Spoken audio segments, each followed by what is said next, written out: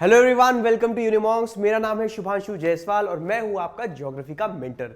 दोस्तों, हमने पिछली वीडियोस में कई बार बात करी है स्ट्रेटेजी की, किसकी? सीयूईटी की प्रिपरेशन की। और जब भी हमने स्ट्रेटेजी की बात करी है, एक बात पे बहुत जोर दिया है, वो है सिलेबस का। देखिए, कई बार मैंने कहा है कि जब भी आप स्ट्रेटेजी की बात करो तो आपका syllabus plus previous year question plus practice question, ये तीन स्टेप हैं जो बहुत बहुत बहुत ज्यादा इंपॉर्टेंट है। ठीक है, तो आज हम इसमें स्टार्ट करते हैं सिलेबस के डिस्कशन से। किसका सिलेबस? ज्योग्राफी का, for CUET under graduate exam.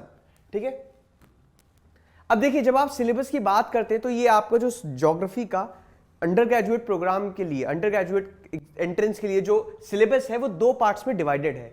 एक है आपका fundamentals of human geography and दूसरा है आपका India people and economy.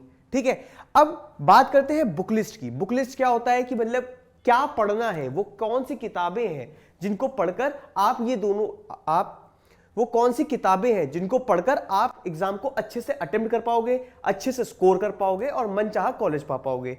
Well, आपको बताने में मुझे बहुत खुशी है इस बात की कि एनसीईआरटी जो है आपकी क्लास 12 की, ठीक है, ज्योग्राफी क्लास 12 की एनसीईआरटी है वो सफिशिएंट है। ज्योग्राफी की दो किताबें हैं ज्योग्राफी में, एक है आपकी फंडामेंटल्स ऑफ ह्यूमन ज्योग्राफी, दूसरी है इंडिया पीपल एंड इकोनॉमी। आपकी जो सिलेबस है सीयूईटी का, दोनों जो सेक्शन है इसके, वो आपकी इन दोनों किताबों से कवर हो जाएंगे। इसलिए ध्यान रखिए, बुक लिस्ट में आपको एनसीईआरटी के अलावा कोई भी किताब नहीं पढ़नी। NCERT is more than enough for you. Okay, now let's start the syllabus.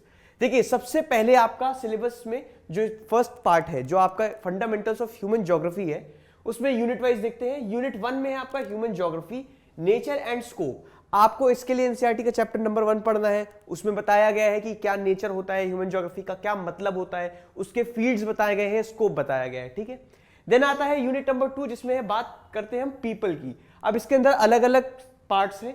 Population of the world, ये आपको एनसीईआरटी के चैप्टर नंबर 2 में मिल जाएगा।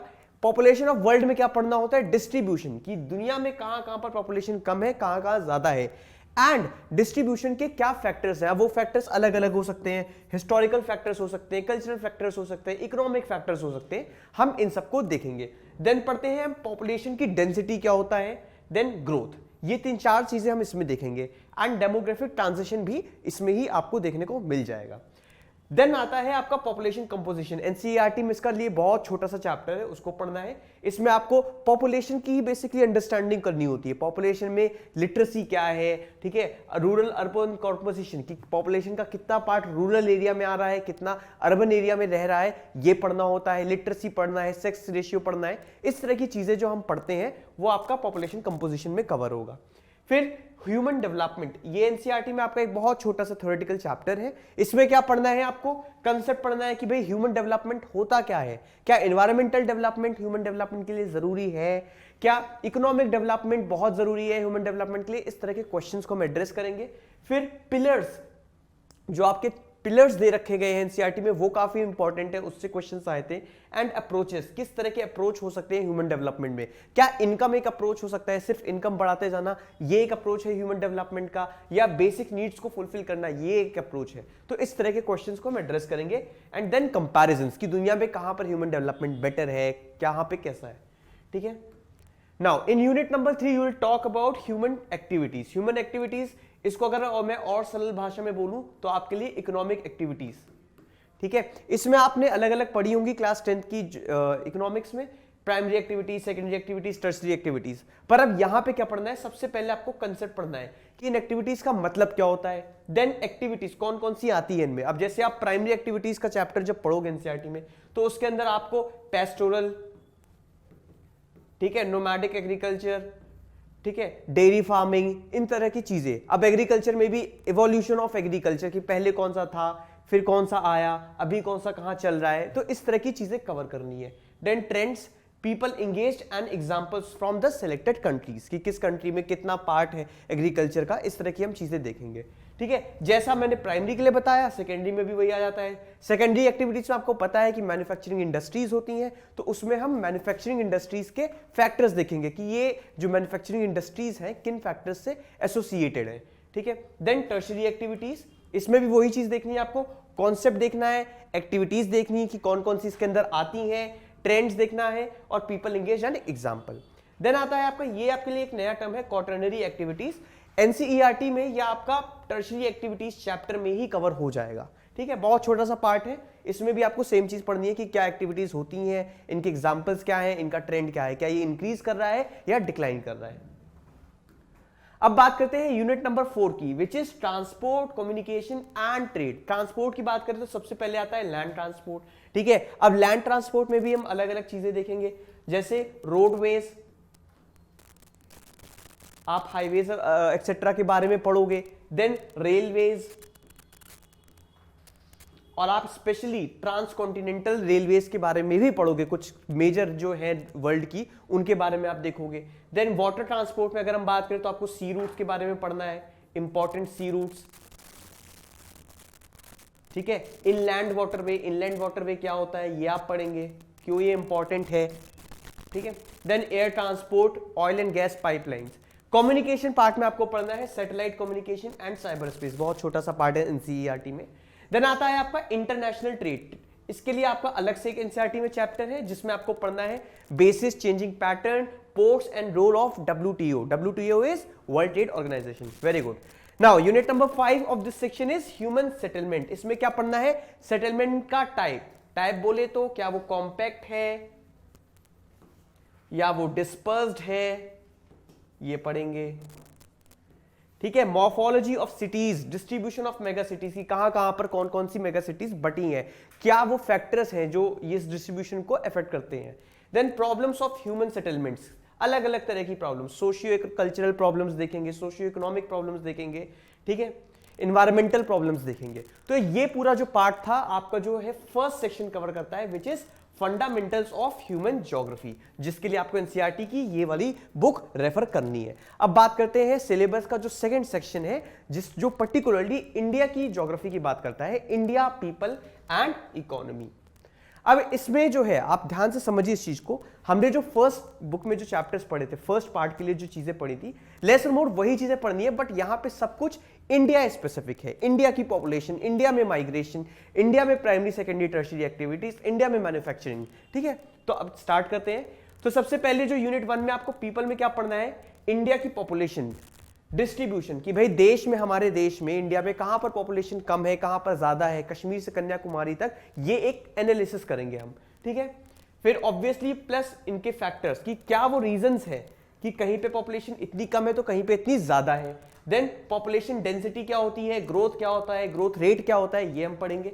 पॉपुलेशन कंपोजिशन, कि भाई जो जितनी पॉपुलेशन है कंट्री में उसमें से कितनी आपकी लिटरेट है, उनमें से क्या सेक्स रेशियो है, कौन रूरल में एरियाज में रहते हैं, कौन अर्बन एरियाज में रहते हैं, ये सारे एनालिसिस जो होते हैं आपके वो पॉपुलेशन कंपोजिशन में आते हैं। तो ये आपका एनसीईआरटी के फर्स्ट चैप्टर से कवर हो जाएगा। देन अब जब आप पॉपुलेशन की बात करते हैं तो ये जो डिस्ट्रीब्यूशन है इसका एक बहुत बड़ा कॉज होता है माइग्रेशन, तो इसलिए एनसीईआरटी में जो है माइग्रेशन नाम का एक अलग से चैप्टर है। अब इसमें आपको टाइप्स पढ़ने हैं, टाइप्स में आपको पता ही है 2 तरह के माइग्रेशन होते हैं, नेशनल और इंटरनेशनल। फिर कॉजेस, कि क्या कॉजेस इनके होते हैं, कॉजेस भी 2 प्रकार के होते हैं, push factors and pull factors, ये भी आपको पता है। पुश फैक्टर्स वो जो सब भगाते हैं लोगों को उस जगह से, जो बेसिकली नेगेटिव कंडीशनिंग करते हैं, और पुल फैक्टर्स जो अट्रैक्ट करते हैं, जैसे कि जो अर्बन एरियाज में होते हैं।